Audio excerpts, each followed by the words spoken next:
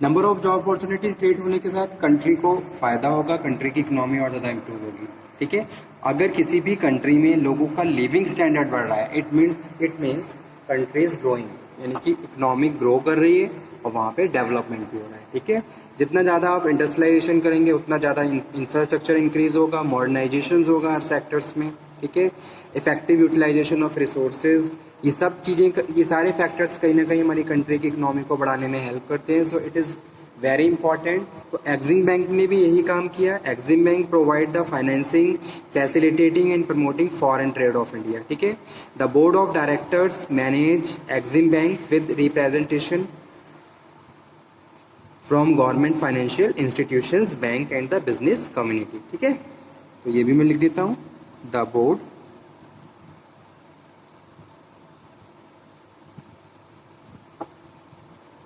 of directors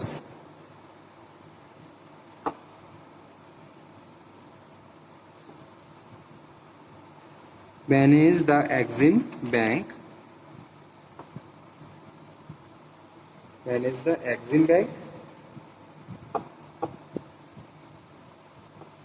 with representation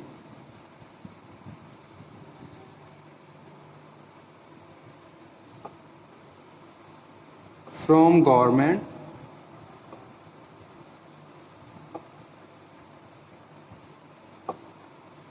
financial institution, bank and business community।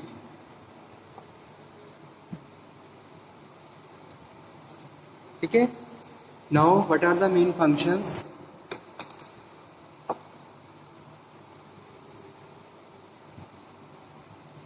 Functions of Exim Bank, Export-Import Bank of India.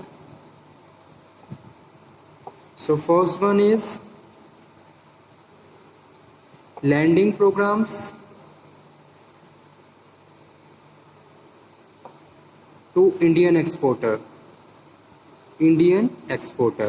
Simply अगर मैं exporter की बात करूं तो government provide the various facilities to the exporters of the country, because they know exporter enhance the economy of the country by selling foreign product in foreign countries. ठीक है, तो इस तरीके से क्या है, जो मेन एक्सिम बैंक था उसका भी मेन फंक्शन यही था कि भी landing programs for Indian exporters. ठीक है, जैसे अगर कोई भी कंपनी एक्सपोर्ट कर रही है गुड्स को तो उसको सब्सिडी दी जाती है, उसको नंबर ऑफ ड्यूटीज़ उसकी रिड्यूस कर दी जाती हैं। ठीक है, टैक्सेस थोड़े रिड्यूस किए जाते हैं। तो कुछ ऐसे इंपॉर्टेंट फंक्शन एक्सिम बैंक ने भी परफॉर्म करे, जैसे कि landing programs to the Indian exporters, suppliers credits, this enable the exporter to extend credit to oversea importers of the eligible Indian goods. ठीक है, तो किस तरीके से गुड्स आ रहे हैं और किस तरीके से गुड्स को हम भेज रहे हैं। तो पहला जो इम्पोर्टेंट फंक्शन है वो किसके लिए? Supplier credit, suppliers credit. ठीक है, finance for consultancy and technology service, finance for consultancy and technology services. This enable Indian exporters of the consultancy and the technology service to extend term credit to overseas importers. That is also very important point. और उसके बाद third है pre shipment credit, pre shipment credit, यानी कि जितने भी ये functions हैं कहीं ना कहीं एक्सपोर्ट्स फॉरेन ट्रेड से रिलेटेड है। फॉरेन ट्रेड यानी कि किसी भी गुड्स को प्रोड्यूस करने से पहले जो फॉर्मेलिटीज़ होती हैं, जो भी रिक्वायर्ड फंक्शंस होते हैं, उनके लिए एक्सिम बैंक क्या करता है? आपको सपोर्ट कर रहा है। ठीक है, चाहे वो फंड से रिलेटेड हो, टेक्नोलॉजी से रिलेटेड हो या फिर अदर किसी सर्विस से रिलेटेड हो। ठीक है, जैसे कि प्री शिपमेंट क्रेडिट है। This enables Indian exporters to buy raw material and other inputs for fulfilling export contract involving cycle time exceeding 6 month. ठीक है, तो इस तरीके से क्या है, प्री शिपमेंट क्रेडिट की फैसिलिटी भी अवेलेबल है by the Exim bank. Finance and consultancy technology services available है by the Exim bank, and supplier credit, supplier को क्रेडिट्स मिल सकता है, मिलता ही है, सकता क्या है, ठीक है। सेकेंड इंपॉर्टेंट फंक्शन है फाइनेंस,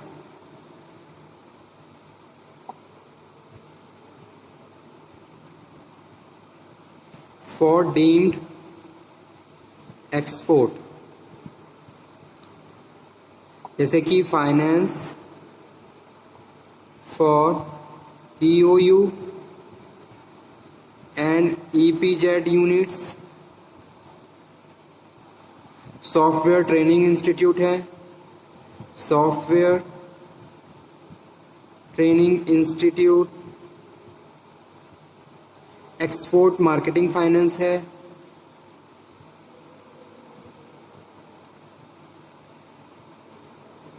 अगर आप अपना प्रोडक्ट इंटरनेशनल मार्केट में लेके जाना चाहते हैं तो आप उसके लिए आपको कुछ स्पेशल प्रोग्राम्स, कुछ अदर फॉर्मेलिटीज़ या कुछ अदर फंक्शंस भी परफॉर्म करने होंगे जो कि मार्केटिंग से रिलेटेड होते हैं। और export product development, export product development finance,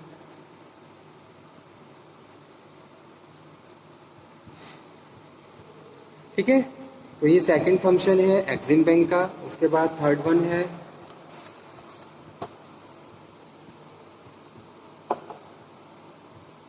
service offer to Indian exporters. कौन कौन सी सर्विस ऑफर की जाती है by the Exim bank? Services offered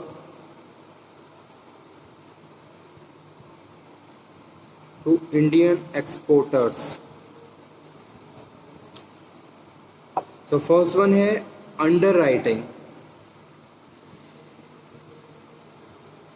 this enable the Indian exporters to raise finance from the capital market. Capital market से fund को raise कर सकते हैं with backing of Exim bank underwriting commitment, ठीक है। सेकेंड है forfaiting. Forfaiting this means enables Indian exporters to convert sale to cash on without recourse basic, ठीक है। उसके बाद नेक्स्ट है guarantee facility to execute export contract and import transactions, business advisory and technical assistance.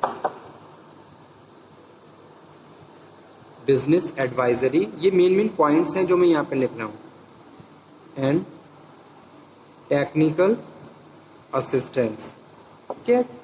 तो ये service offered by Indian exporters.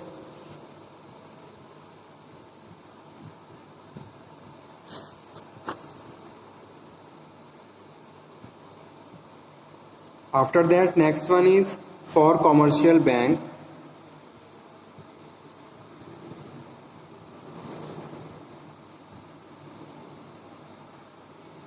Refinance of export credit,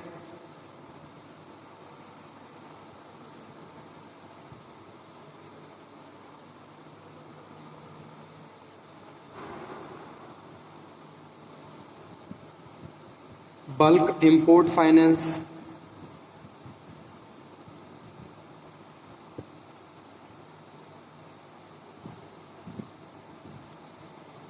and some other activities performed by the Exim Bank. These are other activities. कुछ other activities हैं जो Exim Bank के द्वारा perform की जाती हैं for the promoting of international business of in India. The bank helps the Indian companies to go globally. Bank helps to Indian company ताकि वो अपना बिजनेस इंटरनेशनली बढ़ा सकें। इंडियन कंपनीज, तो ये एक इम्पॉर्टेंट पॉइंट है इंडियन कंपनीज के लिए। Go global by setting up subsidiaries and joint venture abroad. Subsidiaries and joint venture abroad, ठीक है। ये फर्स्ट पॉइंट था। सेकंड पॉइंट है, सारे पॉइंट इजी हैं।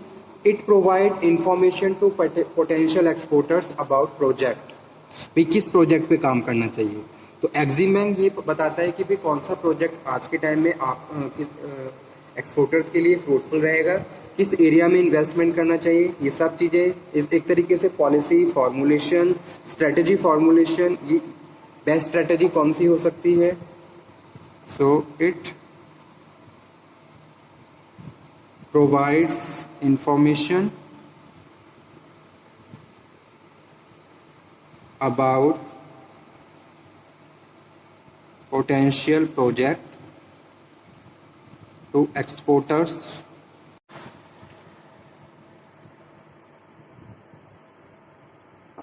So act passed in the parliament for the purpose of financing, facilitating and promoting foreign trade of India.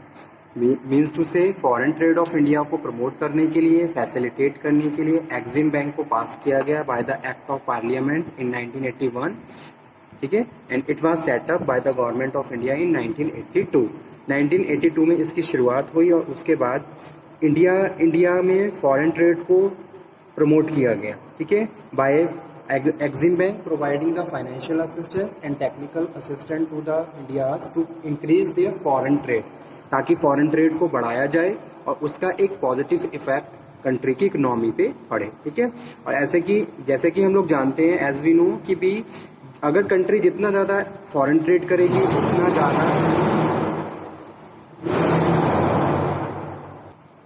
उतना ही उसका एक पॉजिटिव इफेक्ट हमारी कंट्री की इकोनॉमी पे पड़ता है, ठीक है।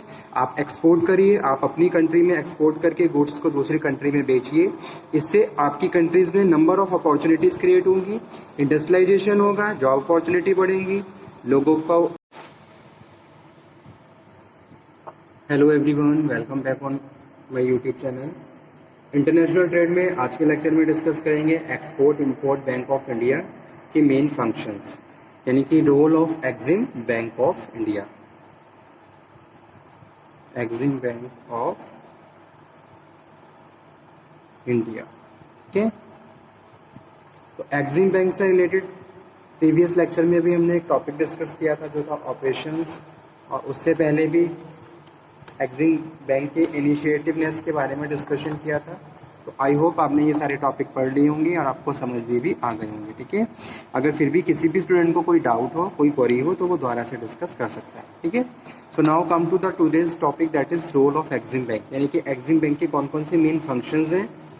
तो before starting this again I am explaining about the history of the Exim Bank. Exim Bank was set up by the Government of India in the 1982 as a public sector financial institutions under the act passed in the Parliament for the purpose of financing,